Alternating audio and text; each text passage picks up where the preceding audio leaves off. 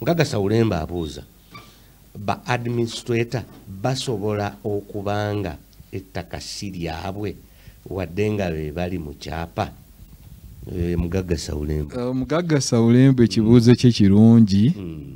Kikwata ku nsonga z'obuyinza bw'aba administrators.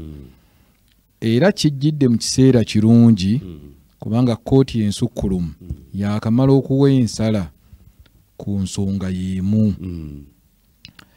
Mu musango gwe baasaze mu mwezi ogw'omusanvu omwaka guno, kkooti ensukkulumu abalamuzi bonna nga beegasse kitole bonna baawuliriza omusango ogwali ogw'okujulira omulimu omwami Philip Ddumba ne David Ruzige nga baali bajulira ensala eyaweebwa mu kkooti enkulu ne mu kkooti ejulirwamu.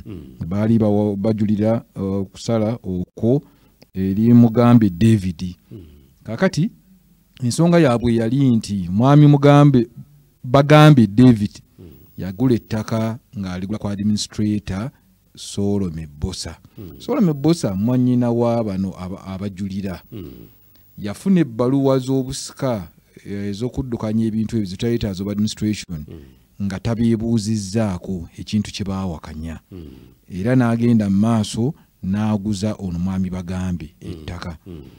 Ekyenjawulo ekirimu nti ettaka yalitunda bukadde 96 liya akasolako bukadde 5.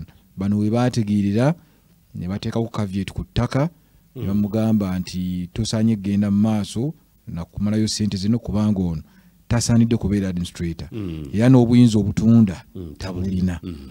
Ne bateekako caveat, ono mugagga na caveat n'agijjako, ekyapa n'akitusa n'akiteeka mu mannya ge, emisango ne gitandika. Kkooti enkulu n'egamba omugagga yali mutuufu ne Solomon yali mutuufu. Bano ne bajulira ne bagenda mu kkooti eyo ejulirwamu. Era nayo neefaanagana nga kkooti enkulu eyasooka, nayo neegamba ono yagula yali mutuufu, mwebyammwe ebya family byemukayina yali tabimanyi, yali muguzi mutuufu, bona fide purchaser for value without notice. Kati bano ne batamatira era ne beeyongerayo mu kkooti ensukkulumu esembayo. Era kkooti ensukkulumu yakkiriziganyizza nabo.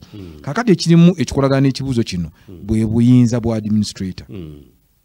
Obuyinza bwa administrator buno mu nsonga z'ettaka okwewandiisa ku kyapa buli mu section 134 eya etteeka erikwata ku kuwandiisa ebyapa oba liyite Registration of Titles Act.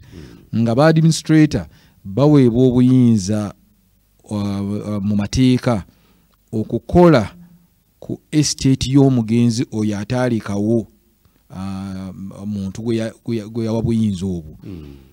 Muntu bw'afa asobola okukola ekiraamu okuddukanya ebintu bye n'abikwasa omuntu. Abo bannitutazi tebabaawo.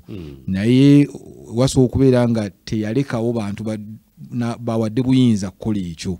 So bwatabaawo nteekateeka bwetyo, kkooti ewa obuyinza eri omuntu oba abantu abo ababeera basabye okuva mu famire okuddukanya estate y'omugenzi.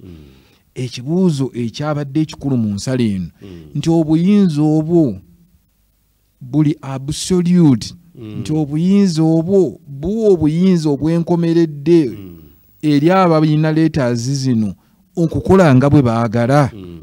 Bwe kuba kutunda balina obuyinza obutunda, bwe kuba kyonna kye baagala okukola bakikola, balina obuyinza obukikola nga bo. Era kkooti ensukkulumu n'egamba nti bano ba administrators bakola ku lwa balina okufuna omugabo, bakola ku lw'aba beneficiaries. N'olwekyo administrator bw'atunda alina okutunda nga ne ba beneficiaries bamanyi nga bakkiriziganyizza akole ekyo. N'olwekyo olw'okubanga omukyalo oyo Solomon Bosa n'ebbaluwa yali azifunye nga tebategedde nga tebamwadde buyinza, ebbaluwa ezo ebyaddala n'okuzisazaamu bazisazaamu ne bawa bano abawaabye mwami Ruzige ne munne. N'olwekyo kkooti yalaze nti Solomon teyalina buyinza kutunda kuguza Bagambe.